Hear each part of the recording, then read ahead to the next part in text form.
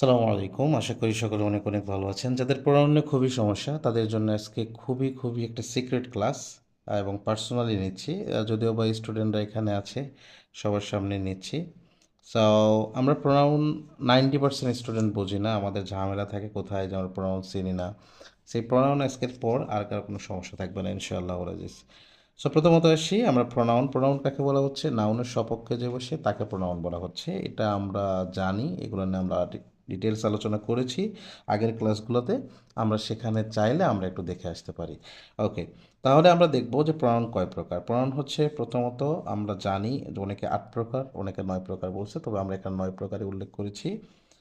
Pronoun প্রথমত হচ্ছে personal pronoun, তারপরে হচ্ছে পজেসিভ প্রোনাউন, তারপর রিফ্লেক্সিভ বা emphatic pronoun, interrogative pronoun, demonstrative pronoun, তার হচ্ছে reciprocal pronoun, distributive pronoun, indefinite pronoun, relative pronoun. প্রোনাউনের নামগুলো উচ্চারণ করতে অনেকের দাঁত ভেঙে যায়, আমার স্টুডেন্টরা এরকম হয়, সেক্ষেত্রে বললাম।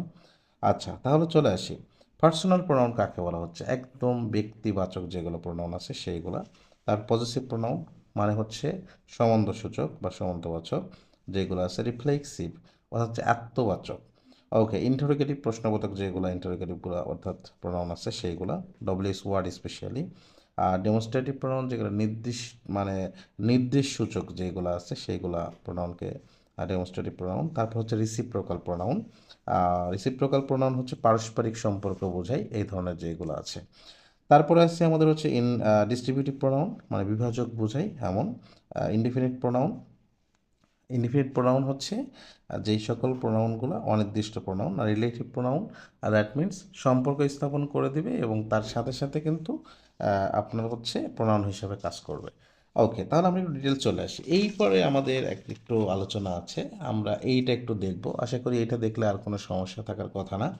যে এখানে আমরা ছোট থেকেই আমরা পড়েছি যে I we you you he she it this but এইগুলো যেগুলো আছে I we you you he she it দেই, হ্যাঁ, এইগুলো হচ্ছে একটা ফর্ম আমরা দেখেছি, এগুলো কোনো সাবজেক্টিভ ফর্ম। তার এই যে সাবজেক্টিভ ফর্ম যেগুলো দেখতেছি এগুলোর আবার প্রত্যেকের 4টা করে ফর্ম আছে, অর্থাৎ অবজেক্টিভ ফর্ম, পজিটিভটা আবার দুই ধরনের হয়, একটা সিঙ্গেল পজিটিভ আর একটা হচ্ছে ডাবল পজিটিভ, আর একটা হচ্ছে রিফ্লেক্সিভ পজিটিভ। অর্থাৎ রিফ্লেক্সিভ ফর্ম, তাহলে অর্থাৎ রিফ্লেক্সিভ দ্যাট মিন যার সাথে সেলফ থাকবে, এইগুলো যেগুলো আছে সেইগুলোকে বলা হয় রিফ্লেক্সিভ। আচ্ছা, চলে আসছি আমরা এখানে সাবজেক্টিভ অবজেক্টিভ প্রোনাউন যেগুলো আছে, যেমন আই মি, হ্যাঁ, তারপর মাইন্ড, এটা তো পজিটিভ, এবং সেলফ যুক্ত যেগুলো সেগুলো হচ্ছে রিফ্লেক্সিভ। আমরা একটু দেখব যে সাবজেক্টিভ অবজেক্টিভ ফর্ম যেগুলো আছে সেইগুলোকে বলা হচ্ছে আমাদের পার্সোনাল প্রোনাউন। আমরা যে প্রথমে প্রোনাউনের পার্সোনাল প্রোনাউন দেখেছি সেগুলো হচ্ছে এই সাবজেক্টিভ অবজেক্টিভ ফর্ম। সাবজেক্টিভ এবং অবজেক্টিভ ফর্ম এতটুকু আপনারা মুখস্থ রাখবেন, তাহলে বুঝবেন যে এইগুলোর মধ্যে কেউ আসলে সেগুলো হচ্ছে পার্সোনাল প্রোনাউন। তারপরে আমরা যদি আসি পজিটিভ প্রোনাউন, এই পজিটিভ প্রোনাউনটা দুই ধরনের এখানে আছে। একটা হচ্ছে সিঙ্গুলার, একটা হচ্ছে প্লুরাল, সিঙ্গেল এবং ডাবল আর কি। সিঙ্গেল দ্যাট মিনস এরপরে একটা নাউন বসবে, আর এখানে ডাবল যেগুলো ওইগুলো সেটা এই সিঙ্গেল মানে হচ্ছে পজিটিভ প্রোনাউন, এবং তারপরে যে নাউনটা বসবে তার সপক্ষে হচ্ছে ডাবল পজিটিভ প্রোনাউন বসে। এটা এই যে এখানে আপনি দেখলে বুঝবেন দিস ইজ মাই পেন, কিন্তু এই দিস ইজ মাই পেন এখানে বলছি, ঠিক এই জায়গায় এসে আমরা কিন্তু নিচেরটাতে বলেছি দিস পেন ইজ মাইন। অর্থাৎ this pen is my pen না বলে এই যে my possessive single possessive pronoun এবং তারপরে হচ্ছে নাউন, এটার সপক্ষে বসছে কেটা? এই যে ডাবল প্রোনাউন, অর্থাৎ হচ্ছে যেটা পজিটিভ প্রোনাউন, যেটা রিয়েল পজিটিভ প্রোনাউন বলা হচ্ছে। আর এটাকে এক্স্যাক্টলি পজিটিভ অ্যাডজেক্টিভ বা ডিটারমিনার বলা হয়। ওকে, তারপরে আসি সেলফ বা সেলফ যুক্ত যেগুলো আছে সেগুলো আত্মবাচক বোঝায়, সেগুলো হচ্ছে রিফ্লেক্সিভ প্রোনাউন। তবে রিফ্লেক্সিভ প্রোনাউনে দেখেন এখানে কিন্তু আমরা একটা কথা বলেছি, সেটা হচ্ছে তাহলে আমরা পার্সোনাল প্রোনাউন পেলাম, পজিটিভ প্রোনাউন পেলাম, এই যে এইগুলা যেগুলো আছে এই রিফ্লেক্সিভ বা ইমফ্যাথিক প্রোনাউন এই দুইটা দেখানো হয়েছে। এই দুইটাই কিন্তু এখানে ডিটেলস ক্লিয়ার করে দেওয়া আছে। ও দেখেন এই উদাহরণের মধ্যে দেওয়া হয়েছে আই ব্লেম মাইসেলফ। এই যে মাইসেলফ, হ্যাঁ, বা আওয়ার সেলফস, দেখেন এগুলো সেন্টেন্সের শেষে আছে। তো সেন্টেন্সের শেষে যখন থাকবে তখন এটাকে বলা হয় রিফ্লেক্সিভ প্রোনাউন। কিন্তু দেখেন পরে দেখা যায় সাবজেক্টের পরেই আছে, সেকেন্ড সেন্টেন্সে সাবজেক্টের পরেই সবগুলো আছে, তখন এটাকে বলা হয় ইমফ্যাথিক প্রোনাউন। অর্থাৎ এটা জোর দিয়ে বোঝাবে, যেমন আই ব্লেম মাইসেলফ, আমি আমার নিজেকে দোষ দেই। আর I myself saw him do it, আমি তাকে নিজেই কাজটি করতে দেখেছি। অর্থাৎ এই যে দেখেছেন মাইসেলফ যখন কাছে আসবে তখন এটা অনেক কি বোঝাবে, একটা জোর দিয়ে বোঝাবে। আশা করি ক্লিয়ার, আর কোনো সমস্যা থাকার কথা না। ওকে, তারপরেরগুলো আমরা আসি। তারপরেরগুলো দেখেন, এখানে হচ্ছে কি রিফ্লেক্সিভ প্রোনাউন। তার রিফ্লেক্সিভ প্রোনাউন গেলে ইন্টারোগেটিভ প্রোনাউন, ডব্লিউএস ওয়ার্ড যেগুলো আছে সেগুলো হচ্ছে ইন্টারোগেটিভ প্রোনাউন।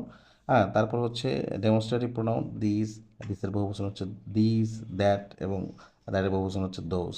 হ্যাঁ, এইগুলো হচ্ছে আপনার হচ্ছে এই ডেমনস্ট্রেটিভ প্রোনাউন। এরপর reciprocal pronoun, each other, one another.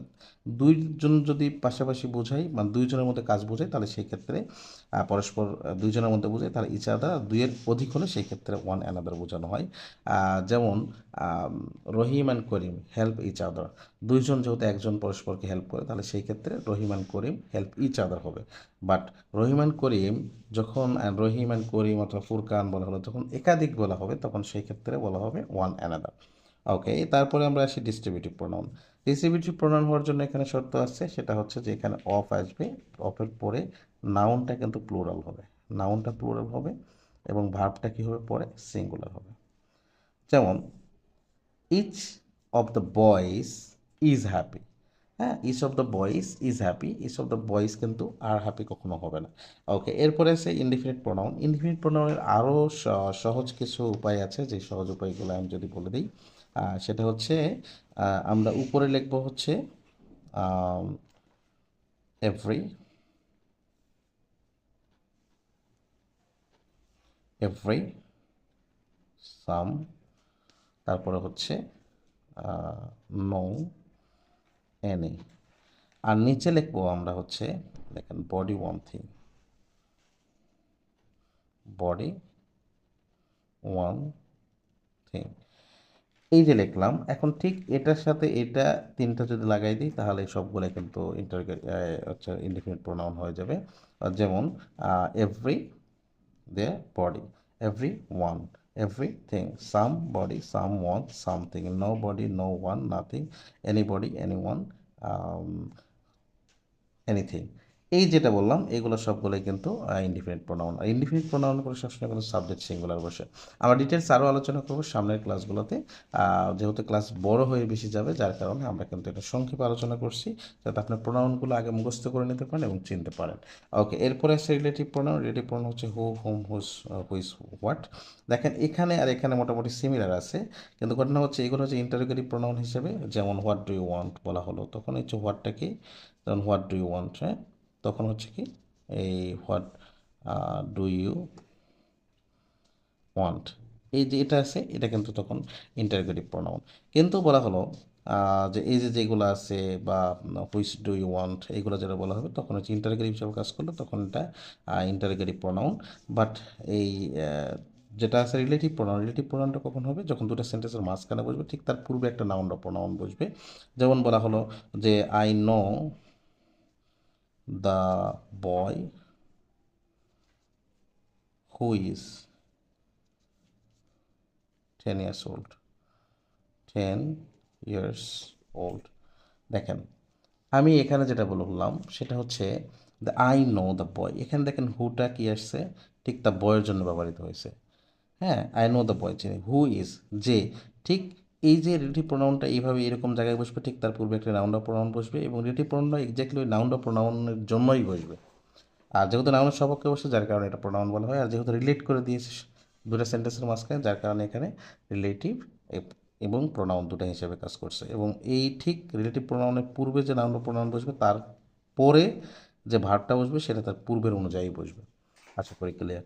So আশা করি এরপরে যাদের একদম বেসিক দুর্বল, এই প্রোনাউন নিয়ে আর কোনো ঝামেলা থাকার কথা না।